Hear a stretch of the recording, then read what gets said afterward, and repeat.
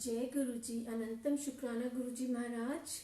आज हम दिव्य आभा का पाठन करेंगे पृष्ठ 43 to 45 तक। शीर्षक है जनसंपर्क अधिकारी को पुनः वाणी प्राप्ति। दिसंबर 1999 की शीत ऋतु मेरे लिए एक अति भयानक समाचार लेकर आई थी। धीरे धीरे मेरी आवाज कम होती जा रही थी और थोड़े से शब्दों के उच्चारण के लिए भी मुझे विशेष प्रयास करना पड़ रहा था। कर्ण, नासिका और कंठ विशेषज्ञ से मिलने के पश्चात ये लग रहा था कि दिल्ली की ये शीत ऋतु और धुंध निरानंद होते हुए और भी प्रतिकूल होने वाली थी।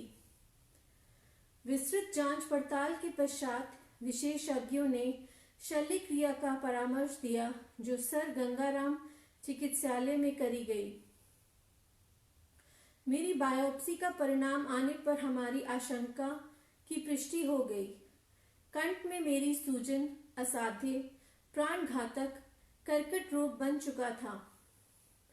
जब मेरी वाणी विकृत होने लगी उसके मात्र 2 मास पश्चात मैं जैसे नर्क में पहुंच गया था और इसका कारण समझ पाने में मैं असमर्थ था। मैं सिगरेट, मद्य, तंबाकू या पान का सेवन नहीं करता था, पर ईश्वर ही पालक है। अपनी शल्य क्रिया के पश्चात 3 सप्ताह के विश्राम काल में, जिसमें मुझे कुछ भी बोलने की मनाही थी, मैं गुरुजी की शरण में रहा।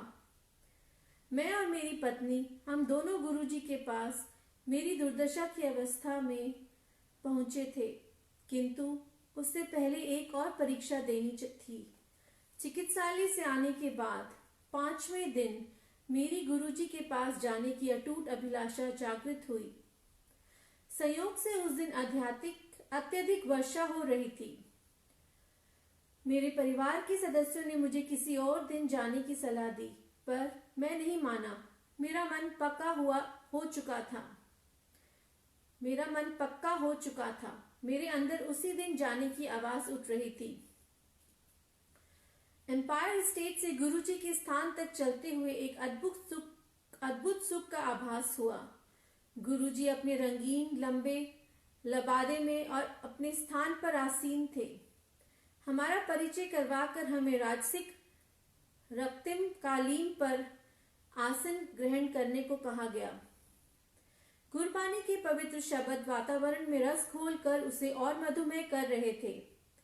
एक स्नेह में किंतु ओजस्वी ऊर्जा पूरे कमरे में फैली हुई थी। कुछ समय पश्चात चाय प्रसाद वितरित हुआ। उसके एकदम बाद गुरुजी ने हमें बुलाया और मेरी घबराई हुई पत्नी को कहा, जा तेरे हस्बैंड नु 50% ठीक कर दिता, टेस्ट फिर करा ले। उस समय ये विश्वास करना सरल नहीं था कि वह असाध्य रोग ठीक हो गया था, पर हमने गुरुजी की सलाह मानी। बायोप्सी की शेष 4 स्लाइड्स में से 2 एम्स में दी और 2 मुंबई स्थित टाटा संस्थान में भेजी। 1 सप्ताह पश्चात परिणाम आने पर हम पुनः एम्पायर स्टेट गए। हमारे प्रवेश करते ही गुरुजी मुस्कुराए और बोले, क्यों डॉक्टर, कंफ्यूज हो गए? यह तथ्य था। दोनों संस्थानों से आए निष्कर्षों ने मुझे स्वस्थ घोषित किया था। प्रथम चमत्कार हो चुका था। उसके पश्चात चिकित्सकों ने रोग लक्षण प्रयोगशाला के निर्णयों की अवहेलना न कर उपचार पूरा कराने को कहा। मैंने प्राय निश्चित कर लिया था कि अब कोई भी उपचार गुरुजी की कथानुसार ही होगा। आगे ये हुआ। गुरुजी ने मुझे मिर्चों से भरा हुआ लंगर खाने को कहा। चिकित्सकों के अनुसार, जिन्होंने मुझे केवल उबला हुआ खाना खाने के लिए निर्देश दिए थे, मिर्चें निषिद्ध थीं। गुरुजी ने मुझसे उच्चारण भी करवाया और घोषित कर दिया कि मैं पूर्णतः स्वस्थ हूं।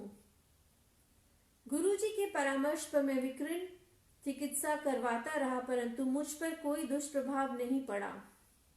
मुझे कभी कोई उबकाई नहीं आई।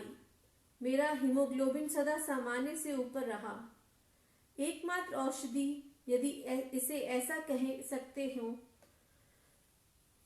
गुरुजी द्वारा अभिमंत्रित ताम्र लोटे में जल भरकर पीने की रही। इस क्रिया में पूरी रात्रि जल भरकर रखने के पश्चात प्रातःकाल आधा पीकर शेष से स्नान करना था। इस अति साधारण क्रिया पद्धति से मैं पूर्ण स्वस्थ हो गया। नवजीवन के लिए मेरा ऐसा चमत्कारिक परिवर्तन रहा है। ये सिद्ध करने के लिए मेरी 2 बेटियां और पत्नी हैं। धन्य है गुरुजी। अचल पॉल, दिल्ली। आज हमारा पाठन यहीं पे समाप्त होगा। अनंतम अनंतम शुक्राना गुरुजी महाराज। सर्वदा भला करो गुरुजी, और बहुत बहुत धन्यवाद आपका सेवा देने के लिए। जय गुरुजी। शुक्राना गुरुजी महाराज।